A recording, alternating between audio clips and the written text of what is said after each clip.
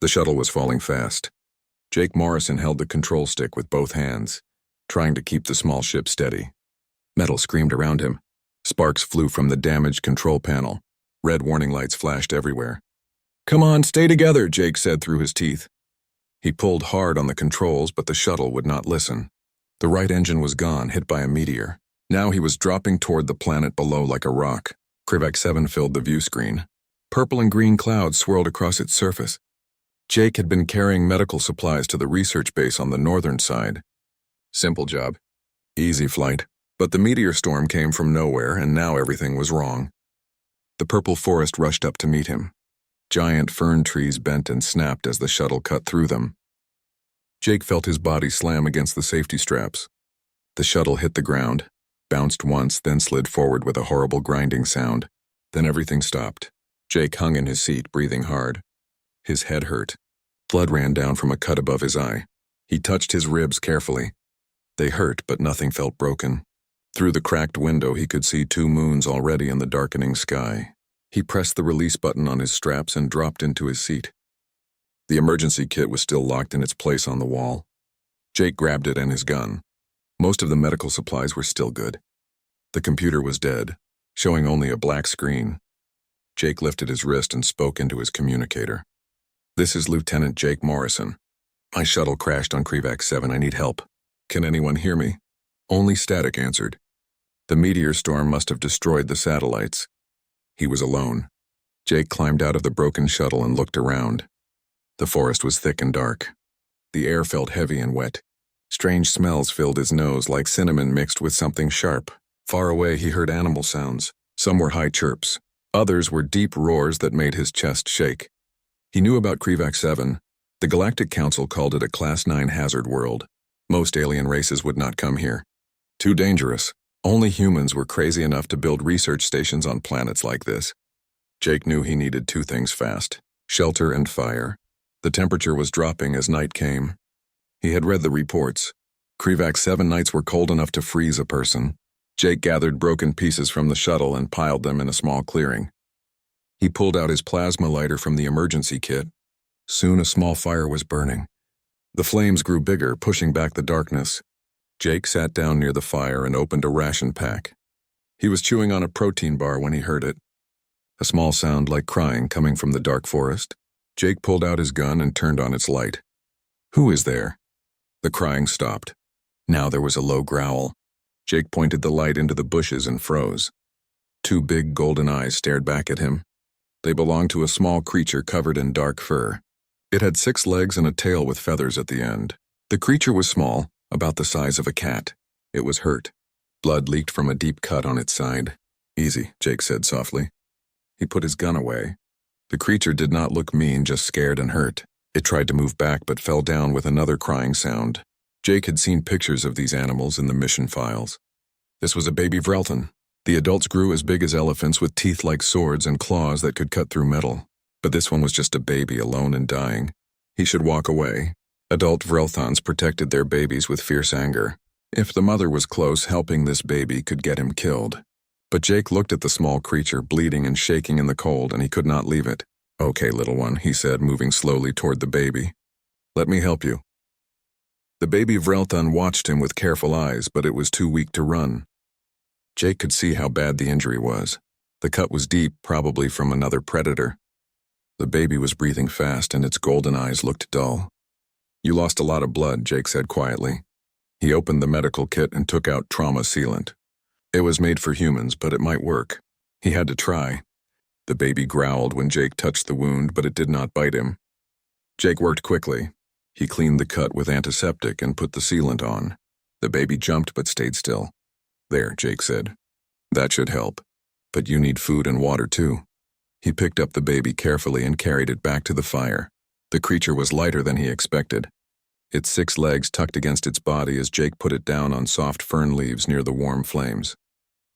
The baby watched everything Jake did. The fear was gone now, replaced by curiosity. Jake opened a ration pack and broke off a piece of protein bar. He held it out to the baby.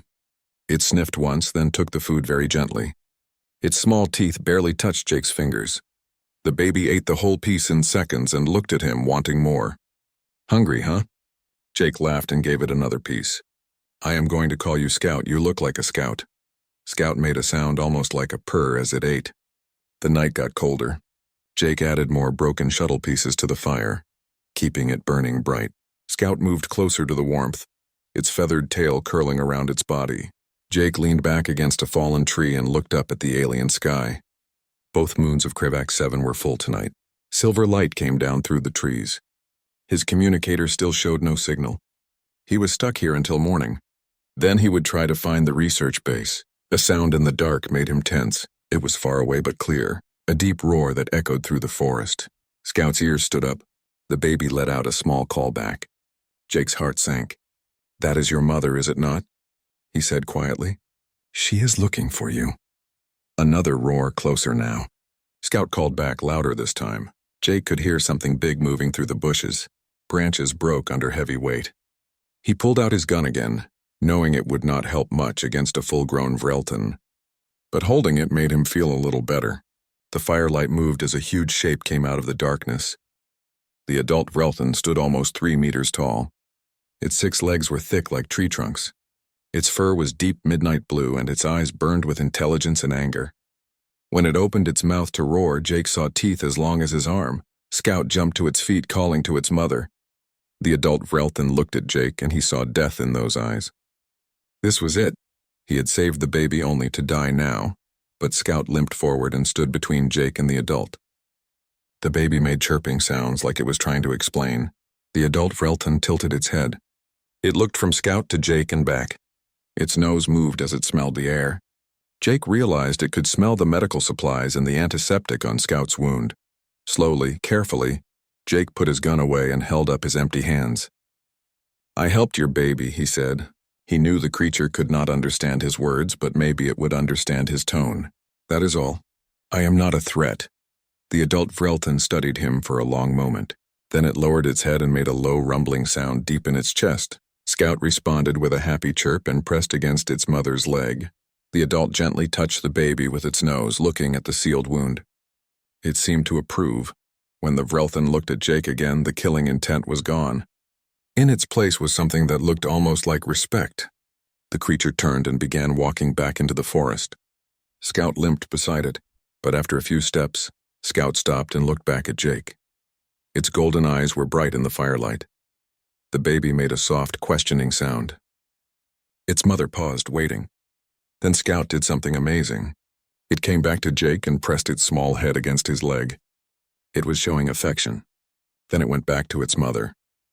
As the 2 Vrelton disappeared into the darkness, Jake stood alone by his fire. He was shaking a little from fear and excitement. He had just met one of the galaxy's most dangerous predators, and he had survived.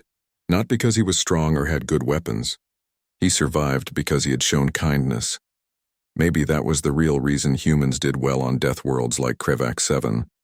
Not because they were tougher than other species, but because they were willing to show kindness even in the most dangerous places. Jake added more fuel to the fire and sat down for the long night. He did not know that his meeting with Scout and its mother was about to change everything.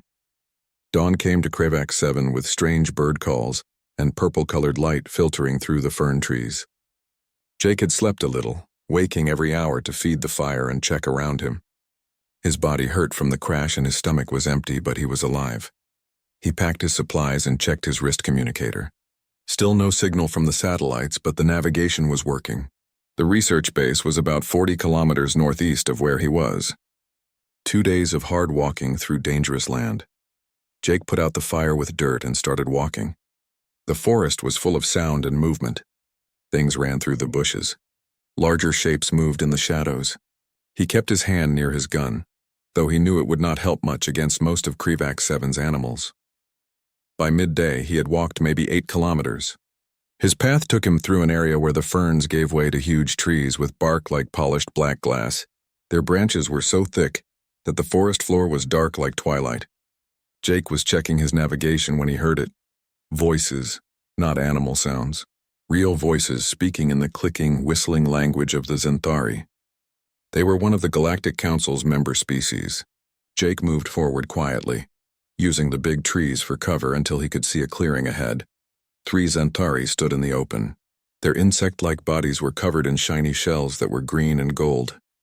They had plasma rifles and wore armor like mercenaries. Between them, tied up and on the ground, was a human. Jake's jaw tightened. The prisoner was a woman, maybe 30 years old, with short blonde hair and a research base uniform.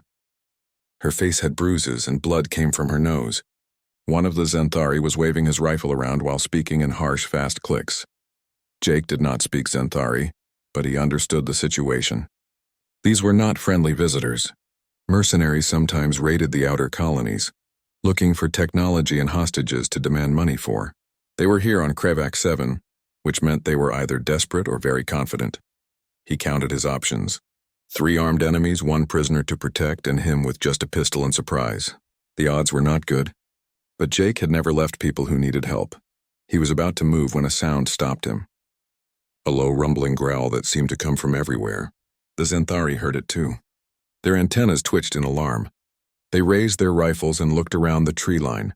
From the shadows on the other side of the clearing, a huge shape came out. Jake's breath caught. It was Scout's mother, and she was not alone. Beside her walked 2 more adults, each as large and dangerous as she was. And between them, still with the sealed wound on its side, was Scout. The baby saw Jake right away and let out a happy chirp. Its mother followed the baby's look and locked eyes with Jake across the clearing. For a moment, time seemed to stop. Then the adult Vrelthan turned to look at the Zenthari, and her lips pulled back to show those huge teeth. The mercenaries started shooting. Plasma bolts lit up the clearing, but the Vrelthan were fast. Much faster than creatures their size should be. They split up, circling the Zenthari with perfect teamwork. One of the adults jumped and caught a mercenary in its jaws. It shook him like a toy before throwing the broken body away. Jake used the chaos to help. He ran into the clearing, going for the prisoner. She saw him coming and tried to stand, but her tied legs made her fall. Jake caught her and started cutting the ropes with his knife. "Who are you?" she asked. "Jake Morrison, Colonial Fleet, hold still." A plasma bolt flew past Jake's head. He looked up to see one of the surviving Zenthari aiming at them. The mercenary's rifle charged for another shot. But before he could fire, Scout came from nowhere. The baby was small, but it was fast and angry. It grabbed onto the Zenthari's weapon arm with its teeth, finding the joint in the shell armor. The mercenary screamed and tried to shake the baby off, but Scout held on with all 6 legs. Jake finished cutting the researcher free and raised his gun. He shot the Zenthari twice in the chest. The mercenary fell and Scout let go, landing easily on its feet. The last Zenthari was already running, leaving his rifle behind. He did not get far. Scout's mother caught him easily, and then there was silence. Jake helped the researcher stand. She was shaking but not badly hurt beyond the bruises. "Are you all right?" "I think so," she said. Her voice was steadier than he expected. "I am Dr. Amy Collins, xenobiology specialist. Those mercenaries attacked our base 2 days ago. I was collecting samples when they grabbed me." "The base," Jake said urgently. "Is it still standing?" Amy nodded. "Last I knew, yes. But they were planning to go back with me to get inside. The rest of my team locked themselves in the main building." Scout ran over to Jake, chirping happily. The baby was clearly proud of itself. Jake could not help but smile as he bent down and carefully patted the creature's head. "Good job, Scout. You are a real hero." The 3 adult Vrelthan came closer, moving slowly now that the fight was over. Scout's mother came right to Jake and lowered her huge head. He could feel her warm breath on his face as she studied him with those intelligent golden eyes. Then gently she pressed her forehead against his chest. It was clearly a sign of thanks and acceptance. "I think she is thanking you," Amy said. Her voice was filled with wonder. "Jake, do you realize what this means? Vrelthan have never shown this kind of behavior toward any species. They are known for being aggressive and territorial." "I helped Scout when it was hurt," Jake explained. "Maybe she remembers that." "It is more than that," Amy said. "She is treating you like part of her pack. This has never happened before." Scout's mother pulled back and made a deep sound. The other 2 adults responded, and then all 3 began walking toward the northeast. That was the same direction Jake had been going. Scout looked back at the 2 humans and chirped insistently. "I think they want us to follow them," Jake said. Amy looked at him like he was crazy. "You want to follow a pack of apex predators through a Deathworld forest?" Jake smiled. "Doc, I crashed on this planet, survived the night, and just helped them take down 3 armed mercenaries." At this point, I will take all the help I can get. Besides, he added, looking at Scout, I trust them. Amy shook her head but started walking. When I write my paper on this, nobody is going to believe it. As they followed the Vrelton through the forest, Jake could not shake the feeling that this was only the beginning. Scout's mother had chosen to protect them. He had a sense that the adult Vrelton understood far more than anyone knew. Whatever was waiting at the research base, they would not face it alone. The research base came into view just as Krivak 7's twin moons began climbing into the evening sky. It was a small place with 3 connected buildings made of strong polymer. A fence surrounded it, but the fence was broken and burned in several places. Smoke came from one of the buildings. Jake could see marks from plasma fire on the walls. The Vrelton pack stopped at the edge of the forest about 200 meters from the base. Scout's mother made a low sound and sat down. Her golden eyes watched the buildings. The other 2 adults moved to her sides, forming a protective triangle. Scout, despite its injury, was alert and watching. They are not coming closer, Amy said. Too much open ground. Vrelton prefer cover. Jake looked through his rifle scope. He had taken it from one of the dead Zenthari. How many people are in your team? 6, including me, Amy said. Greg Patterson is the head researcher. Then there is Lisa Ward, Kevin Murphy, Chris Taylor, and Nina Frost. They are good people, Jake. We have to get them out. Those mercenaries did not look like the giving up type. Jake said seriously. How many were there total? I counted at least 8. You took down 3 in the forest, so that leaves 5, maybe more if they had backup. Jake's communicator suddenly made noise. A voice, distorted but understandable, came through. This is Greg Patterson at Outpost 7. If anyone can hear this, we are under attack. Hostile forces have breached our outer defenses and are trying to cut through the blast doors. We need help right now. Repeat, this is an emergency. Jake pressed the button on his communicator. Patterson, this is Lieutenant Jake Morrison, Colonial Fleet. I am outside your fence with Dr. Collins. What is your situation? There was a pause, then Greg's voice came back full of relief. Morrison? Thank God. Amy, you are alive. I am fine, Greg, Amy said, leaning close to Jake's wrist. A bit beaten up, but Jake got me out. How many hostiles are you dealing with? Jake asked. 5 that we can confirm. They have plasma torches working on the main blast door. It is reinforced, but it will not hold forever. Maybe another hour, 2 at most. Jake looked back at the Vrelton pack. Scout's mother was watching him with those knowing eyes. An idea began to form in his mind. It was crazy and dangerous, but maybe their only chance. Amy, he said slowly. You said Vrelton are territorial, right? They defend their hunting grounds aggressively. Yes, but this area is not claimed territory. It is too close to human activity. What if we made them think it was their territory? Jake asked. What if we gave them a reason to defend this place? Amy's eyes went wide. Jake, you cannot be serious. You want to convince a pack of apex predators to attack armed mercenaries? They already helped us once. Scout's mother sees us as part of her pack now. If we are threatened, she might see that as a threat to her pack. That is a huge assumption. Do you have a better idea? Amy hesitated, then shook her head. This is insane. But all right, let us try it. Jake walked toward Scout's mother slowly, making sure his body language was friendly. The huge Vrelton watched him come, her tail moving slightly. When he was close enough, Jake pointed toward the base and made a gesture toward his chest, then toward her. They are hurting my pack, he said softly. He knew she could not understand his words, but he hoped his meaning was clear. Our pack. Can you help? Scout's mother tilted her head, thinking. Then she stood up. Her huge body rose like a mountain of muscle and fur. She looked at the base, then back at Jake, and made a decision. With a roar that shook the ground, she called to the other adults. They responded immediately, standing up. Scout chirped excitedly and pressed against Jake's leg. The baby wanted to join the fight, but its injury was still fresh. Jake bent down and looked into those golden eyes. You stay here, Scout. Keep Amy safe, okay? The baby made a frustrated sound, but obeyed, staying close to Amy as Jake followed the 3 adult Vrelton toward the base. His heart was pounding. This was either the bravest or the stupidest thing he had ever done. The Vrelton moved with surprising stealth for creatures their size. They used the broken sections of the fence for cover, approaching the main building from 3 different directions. Jake followed Scout's mother, his plasma rifle ready. Through a window he could see movement.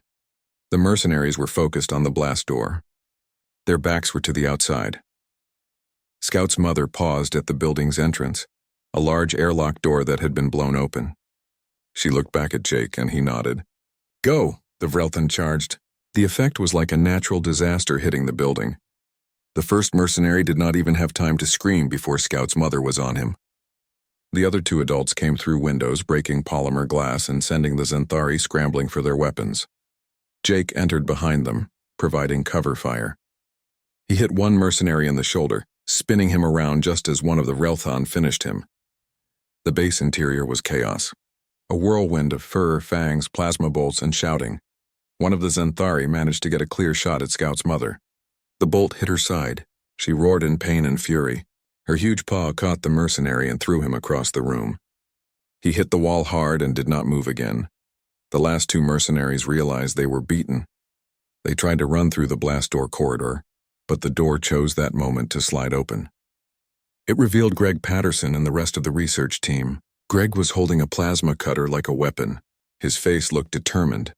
The mercenaries stopped fast, trapped between the Vrelthan behind them and the angry researchers in front. They dropped their weapons and raised their hands in surrender. "Greg," Jake said, stepping forward. "I am Jake Morrison. We should probably secure these two before they decide to try something stupid." Greg stared at Jake, then at the three huge Vrelthan filling his base, then back at Jake.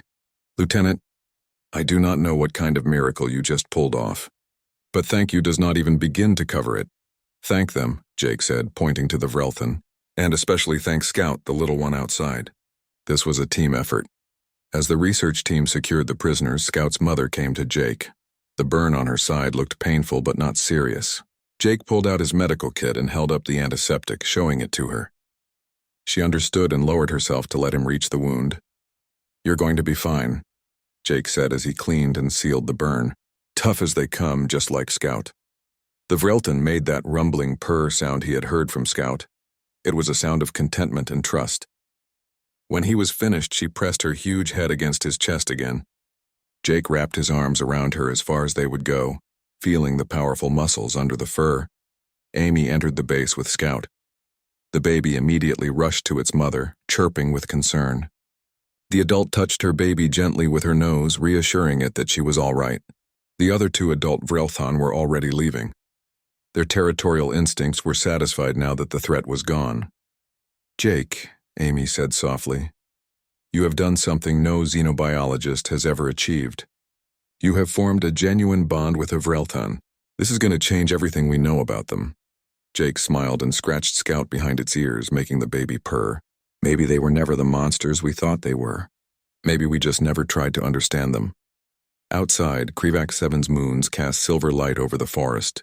In the distance, Jake could hear the roars of Vrelthan calling to each other, marking their territory and keeping their pack safe. He felt Scout's mother press against his side. She was a guardian who had chosen to protect. Jake realized that on this Deathworld, in the most hostile of environments, he had found something rare and precious. He had found family. 3 months had passed since the attack at Outpost 7. Jake sat on the reinforced observation deck, watching as Scout played in the clearing below with 2 other Vrelthan babies that had been introduced to the pack. The young predator had healed completely. The sealed wound was now just a thin line in its fur, barely visible unless you knew where to look. Scout's mother, whom the research team had started calling Sentinel, rested in the shade of a huge blackbark tree. She kept one eye on her babies while the other watched around them. The bond between her and Jake had only grown stronger over the weeks. She let him come near her babies, trusted him to treat injuries, and had even brought him prey offerings. This amused the research team greatly. "Your transport arrives tomorrow," Amy said, stepping onto the deck with 2 mugs of coffee. She handed one to Jake and leaned against the railing beside him. "Back to the fleet. Back to civilization." Jake took a sip, enjoying the warmth. "Yeah, it will be strange leaving this place. You could stay," Amy offered. "Greg formally requested that you be assigned as our military liaison. The Galactic Council is very interested in your work with the Vrelthan. There is even talk of establishing a joint research program, studying how a human became part of a Vrelthan pack. More than that, studying how cooperation and compassion can bridge species barriers that we thought were absolute." Amy smiled. "You have changed how we see this planet, Jake. Before you, Krivak 7 was just a death world, a place to avoid. Now it is an opportunity to learn. Jake watched as Scout tackled one of the other babies in play, rolling across the grass in a tumble of fur and feathers. I have been thinking about your offer. About staying, and I think I am going to take it.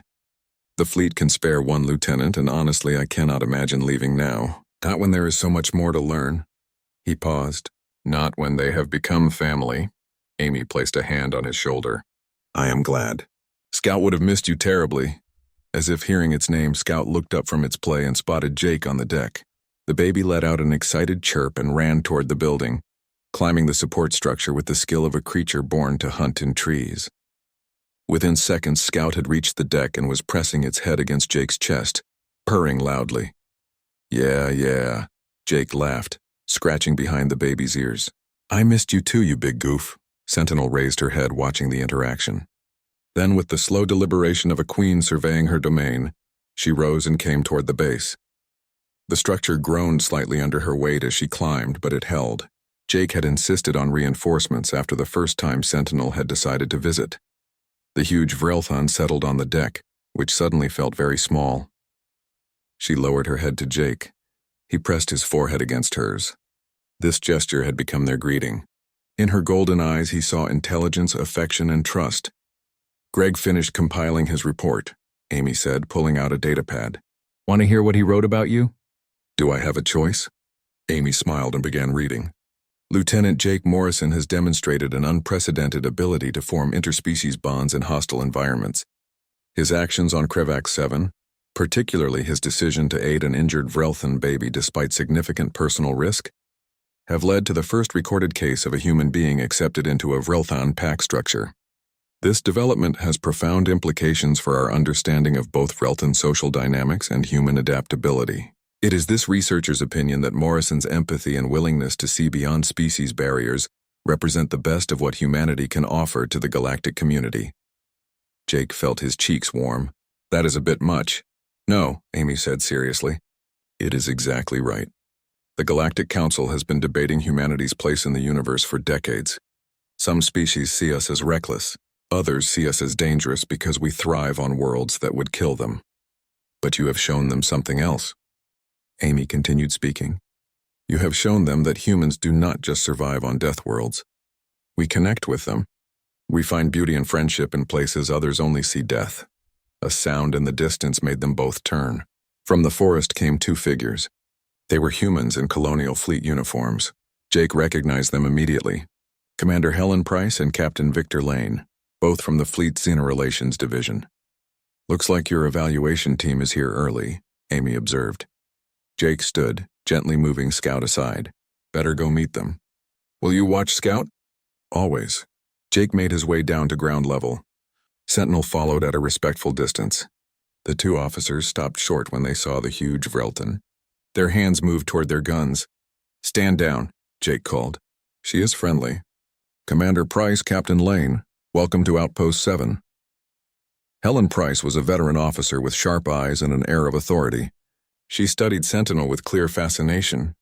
Lieutenant Morrison, your reports have been the talk of Fleet Command. Some officers think you have lost your mind. Others think you are a genius. I'm here to figure out which. Victor Lane, younger and more easygoing, smiled. I am betting on genius personally. Any man who can make friends with a creature that could eat him for breakfast has to have something going on upstairs. She does not see me as food, Jake said. She sees me as pack. Yes, about that. Helen pulled out her own datapad. Fleet Command wants a full demonstration. They need to see this bond in action before they approve the reassignment and the expanded research program. Jake looked back at Sentinel. The Vrelthon was watching the newcomers with curiosity but no hostility. Scout had joined its mother, standing protectively close. What kind of demonstration? Something that proves the relationship is stable and replicable. The Council will not invest resources if this is a one-time anomaly. An idea came to Jake. How do you feel about a hunt? Several hours later, as Krevax 7's twin moons rose over the forest, Jake led the small group into the wilderness. Besides the two fleet officers, Amy had joined them. Greg had given everyone recording equipment, determined to document everything. Sentinel, Scout, and two other adult Vrelthon from the extended pack came along. Vrelthon typically hunt in coordinated packs, Amy explained as they walked. They use complex vocalizations and body language to communicate strategy. What we are about to witness is Jake participating in that hunt as an accepted pack member. You are telling me a human is going to hunt with apex predators? Helen said skeptically. Not just hunt with them, Jake corrected. Hunt as one of them. They reached a clearing where Sentinel had led them. The Vrelthan adults spread out, taking positions around the edges. Scout stayed close to Jake. Its golden eyes were bright with anticipation. Sentinel made a series of low sounds, and the other adults responded. Then she looked at Jake and made a specific clicking growl. Jake turned to the group. They have spotted prey. A group of thorned runners, about 12 of them, heading this way. Sentinel wants me to take the eastern side with Scout. How can you possibly know that? Victor asked. Because I have learned to listen. Jake checked his rifle, making sure it was set to stun rather than kill. Vrelthan do not hunt for sport. They hunt for food and to protect their territory. We will bring down one runner. That is all the pack needs. He moved into position with Scout settling behind a fallen log. The baby pressed against him. Its body was tense with excitement. In the distance, Jake could hear the thorned runners coming. Their hooves made a rhythmic thunder against the forest floor. Sentinel gave the signal, a sharp, high-pitched call. The pack moved as one. The adult Vrelthan burst from cover, driving the herd of runners toward the center of the clearing. The runners were large, aggressive plant-eaters with wicked horns and a bad temper. But they were no match for coordinated Vrelthan. Jake waited for his moment. He could feel Scout's muscles coiling, ready to spring. When a runner broke from the herd and charged toward their position, Jake gave the baby a quick nod. Now, Scout launched forward with a chirp that was almost a battle cry. The baby was still young, still learning, but it was fast. It went low, going for the runner's legs while Jake provided support. He used his rifle to guide the creature toward where Sentinel was waiting. The adult Vrelthan took the runner down with practiced efficiency. It was over in seconds. The rest of the herd scattered into the forest. The pack gathered around their prize. Sentinel made a pleased sound and reached out to Jake, pressing her forehead against his in approval. Scout was practically vibrating with pride, having helped in its first successful pack hunt. Helen Price stood frozen, her recording device capturing everything. When she finally spoke, her voice was quiet. I have never seen anything like that. The coordination, the trust. Morrison, you were not just participating in their hunt. You were thinking like them. That is what happens when you are part of a family, Jake said simply. You learn to understand each other, to work together. It does not matter if you are human or Vrelthan. What matters is the bond. Victor was shaking his head in wonder. Fleet Command is going to lose their minds when they see this footage. Morrison, you have just redefined what it means to be human in the galaxy. That night back at the base, the group gathered around a fire pit Greg had built outside the main building. Sentinel and her pack rested nearby. Scout was curled up next to Jake's chair. The flames cast dancing shadows across the clearing. Overhead, the stars of the Milky Way stretched across the sky in a river of light. So what happens now? Jake asked. Helen smiled. It was rare for the usually stern commander. Now, Lieutenant, you get your reassignment. Outpost 7 is being expanded and renamed the Morrison Research Station. You will be its military commander and chief liaison to the Vrelthan population.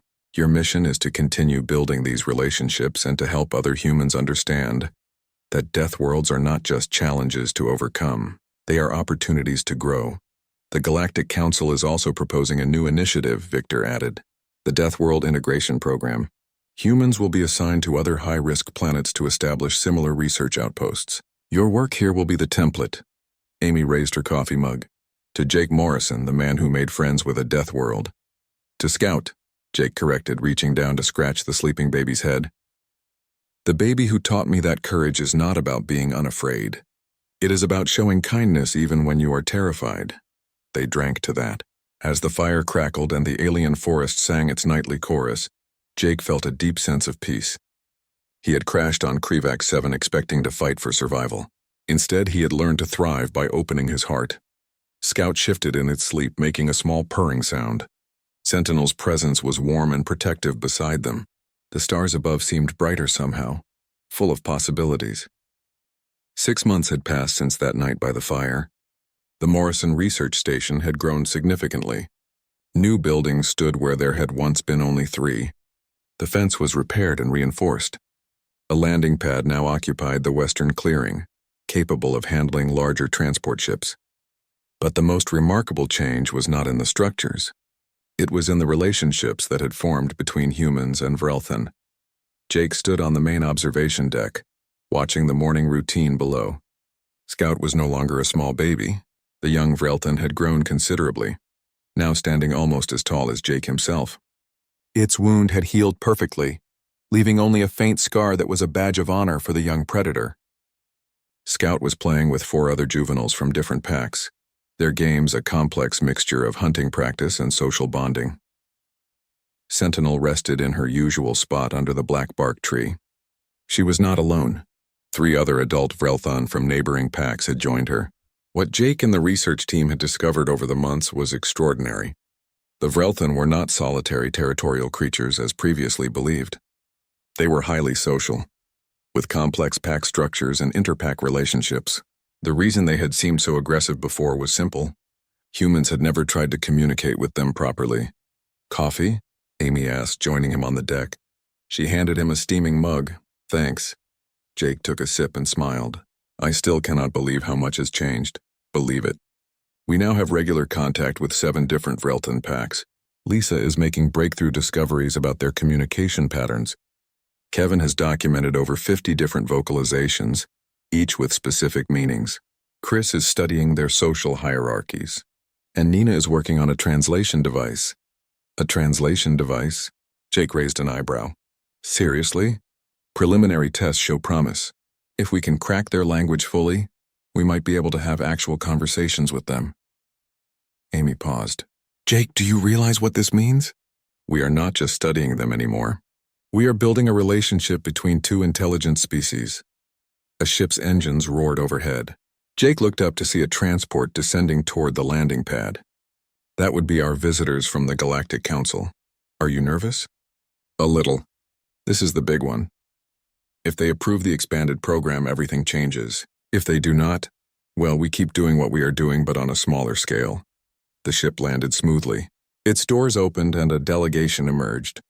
Jake recognized the lead figure, Ambassador Kieran, a Talarian with blue skin and 4 arms. Talarians were known for their diplomatic skills and their cautious nature. Behind the ambassador came 3 other delegates from different council species, along with 2 human representatives from the colonial fleet. Jake and Amy went down to meet them. Greg and the rest of the team joined them. Sentinel raised her head, watching the newcomers with interest. Scout stopped playing and moved closer to its mother, curious but cautious. "Ambassador Chiron," Jake said, extending his hand. "Welcome to Morrison Research Station." The Talarian took his hand with one of its 4. Its grip was firm. "Lieutenant Morrison, or should I say Commander Morrison, I understand congratulations are in order for your recent promotion." "Thank you, Ambassador. Let me introduce Dr. Amy Collins, our lead xenobiologist, and head researcher Greg Patterson." Greetings were exchanged. The ambassador's eyes kept drifting to Sentinel and the other Vrelthan. "I must confess, Commander, I had doubts when I read your reports. The Vrelthan have been classified as extremely dangerous for over a century. Yet here you stand, apparently at ease with multiple apex predators nearby." "They are not just predators, Ambassador. They are intelligent social beings. We simply never took the time to understand them." A bold claim. "The Council will need evidence. Then let me show you." Jake gestured toward the clearing. "Scout, come here, please." The young Vrelthan perked up at its name. It trotted over with the easy confidence of a creature comfortable in its environment. The delegates tensed, but Scout simply sat down in front of Jake and looked up at him with bright golden eyes. Jake reached into his pocket and pulled out a treat, something the research team had developed based on Vrelthan dietary preferences. He held it up. "Scout, shake." The young Vrelthan lifted its right front paw and placed it in Jake's hand. The delegates gasped. Jake gave Scout the treat and scratched behind its ears. The purring sound that followed was clearly audible. "This is Scout," Jake explained. 6 months ago, Scout was a badly injured baby, alone and dying in the forest. I treated its wounds. Its mother, Sentinel, saw what I did and chose to trust me. That trust has grown into a genuine relationship. Scout understands basic commands, responds to its name, and has formed bonds not just with me but with the entire research team." Ambassador Kieran stepped closer, fascinated despite its obvious caution. "May I touch it?" Scout, this is Ambassador Kieran. Friend. Jake made a welcoming gesture. Scout sniffed the ambassador's extended hand, then gently pressed its head against it. The Talarian's eyes widened. Remarkable. Its fur is softer than I expected. Scout is still young, Amy said, but even the adults have shown remarkable trust. Sentinel, Scout's mother, has allowed us to study her pack structure, treat minor injuries, and even interact with her other offspring. One of the other delegates, a Zenthari with green carapace, spoke up. But they are still dangerous, yes? They are predators. What prevents them from turning on you? What prevents humans from turning on each other? Jake countered. We are predators too. Intelligence and social bonds. We have established mutual respect and understanding. The Vrelthon understand that we mean them no harm. We understand their boundaries and respect their space. It is a relationship built on trust. Greg stepped forward. If I may, Ambassador, I would like to show you some of our research findings. We have documented behaviors that fundamentally change our understanding of Vrelthon society. The group moved to the main research building. Inside, holographic displays showed months of data. Lisa presented her findings on Vrelthon communication. Kevin demonstrated the vocalization database. Chris explained the pack hierarchies and interpack relationships. Nina showed preliminary results from the translation device. The delegates watched everything with growing interest. Even the skeptical Zenthari seemed impressed. When the presentations finished, Ambassador Chiron turned to Jake. Commander, the Council sent me here with specific instructions. We needed to determine if your reports were accurate or exaggerated. I can now confirm they were, if anything, understated. So the program will be approved? Amy asked hopefully. Not just approved, expanded significantly. The Council is prepared to fund 5 additional Deathworld integration stations. Each will follow the Morrison model. We are also authorizing the construction of a proper research facility here, with capacity for 50 researchers and support staff. Jake felt relief wash over him. That is excellent news, Ambassador. There is more. The Council is formally recognizing the Vrelthon as a sentient species, worthy of diplomatic consideration. This is unprecedented for a species that has not developed technology, but the evidence of their intelligence and social complexity is undeniable. Sentinel chose that moment to approach the building. Her huge form filled the doorway. The delegates backed away instinctively, but Sentinel simply looked at Jake and made a low questioning sound. It is all right, Jake said. He walked to Sentinel and pressed his forehead against hers. These are friends. They are going to help us protect your home. Sentinel studied the delegates for a long moment. Then she made a sound that Lisa had identified as a greeting. The message was clear. The Vrelthon accepted the newcomers. That evening a celebration was held at the research station. Both humans and Vrelthon gathered in the main clearing. A large fire burned in the center, though it was more for atmosphere than necessity now that they had proper heating. Food was shared. Stories were told. Scout played with the human children who had arrived with the latest supply ship, the young of both species finding common ground in games and laughter. Jake sat beside Sentinel, leaning against her warm bulk. Amy sat on his other side, her datapad never far from reach even during celebrations. You did it, Jake, you really did it. We did it, he corrected. This was never just me. It was all of us working together. Human and Vrelthon. Ambassador Kieran approached, holding a glass of wine. Commander Morrison, I wanted to speak with you privately. The Council has another proposal. Jake stood. What kind of proposal? We want you to lead the Deathworld integration program. Not just this station, but all of them. You would have the rank of director and answer directly to the Council. It would mean more responsibility, more travel, but also more opportunity to spread what you have learned here. Jake looked around, at the research station that had become his home, at the team that had become his family, at Scout playing in the firelight, at Sentinel watching over them all with quiet dignity. I am honored, Ambassador, but I need to think about it. This place, these beings, they are important to me. Of course, take your time. The offer stands. After the ambassador left, Jake sat back down beside Sentinel.